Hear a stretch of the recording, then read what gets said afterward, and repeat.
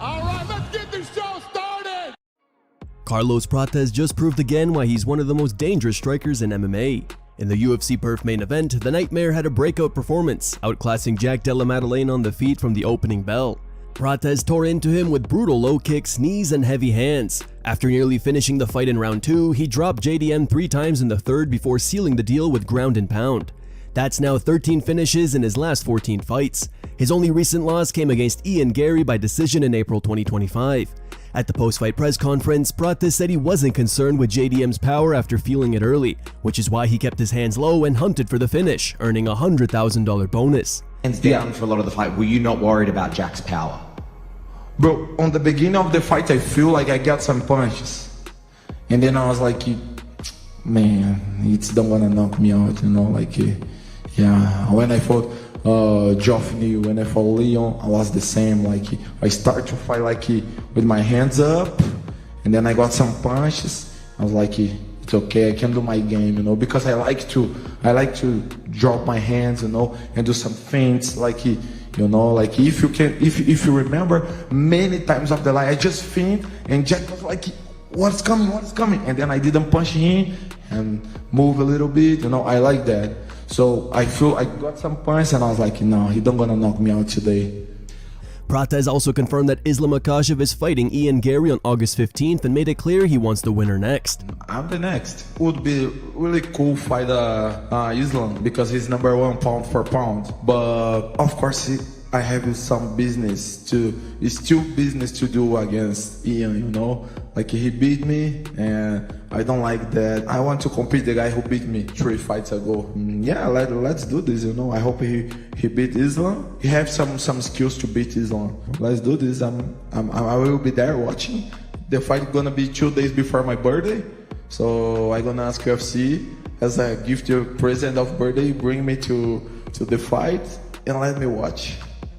Here's also how the MMA community reacted to Prates' impressive performance. Islam Makhachev tweeted, "Good job Nutella cake."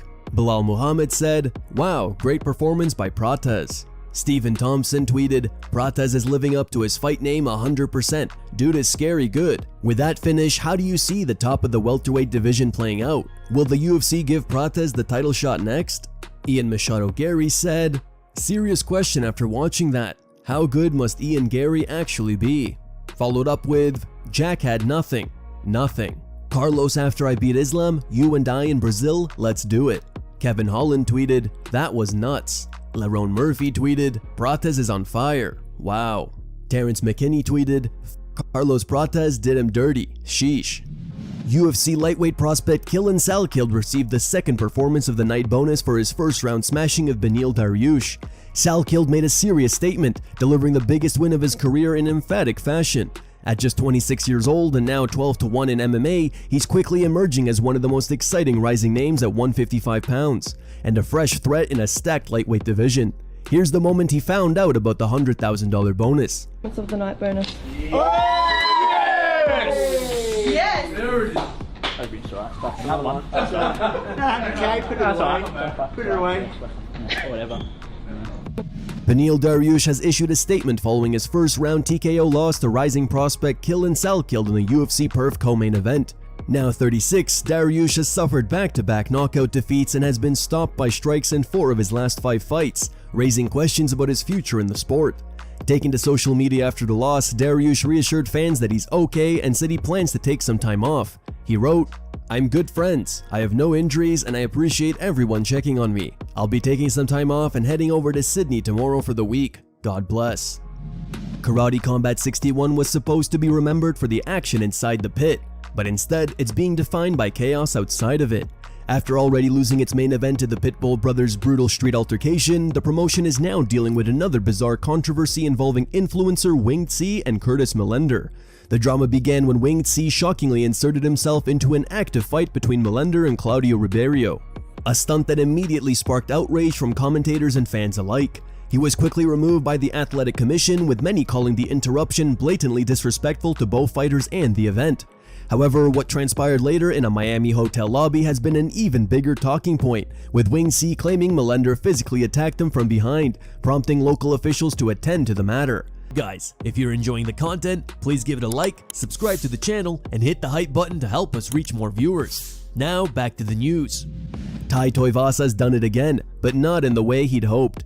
Bam Bam suffered his 7th consecutive loss at UFC Perth on Saturday, continuing a brutal skid inside the octagon. Despite being a heavy favorite, especially with Louis Sutherland stepping in on short notice, Tuivasa never found his rhythm. Sutherland controlled the fight from start to finish, repeatedly taking Tuivasa down and keeping him on his back for most of the 3 rounds. Even when the fight returned to the feet, Tuivasa struggled to land anything meaningful before being dragged back to the canvas again. With a loss, Tuivasa is now tied with BJ Penn for the 2nd longest losing streak in UFC history at 7. One more defeat would see him match Tony Ferguson for the most consecutive losses in company history. Following the fight, Tuivasa took to Instagram to address the setback, making it clear he's not walking away despite the rough stretch. He wrote, "Sorry, I tried, I felt good, I put in the work, didn't get result. I feel like a shit cunt, let my fans down again. Back to the drawing board for me. Of a sport. But I will never give up. I'm from Western Sydney, you gotta put me out for me to give up. Sorry all my loyal fans, I really am, and to my teams, love ya." Fan reactions, however, were far less supportive, with many calling on the UFC to release him. One fan wrote, "What drawing board? The board dipped. Damn, he's getting cut. But to be fair, he lost against top contenders. He's just not the same. Getting KO'd made him into a too cautious fighter. BKFC is the drawing board he's referring to." Another fan commented, 7 consecutive defeats. It's impossible for him not to be removed. Bam Bam's camp. Tent, ciggies, beer. Dude is not a professional fighter. If Tai can be in the UFC, anyone can. Another fan said, 0-7 and 30-26. Send to PFL and forget.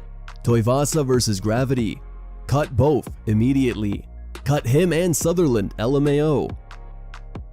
Here are the top 3 memes found on the internet. Number 3 meme was posted by Mood Vade. Number 2 meme was posted by Geralt of Chirac. And number 1 meme was posted by Show Me the Money.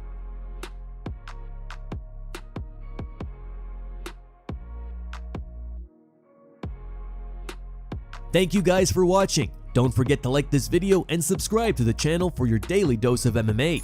Catch you tomorrow.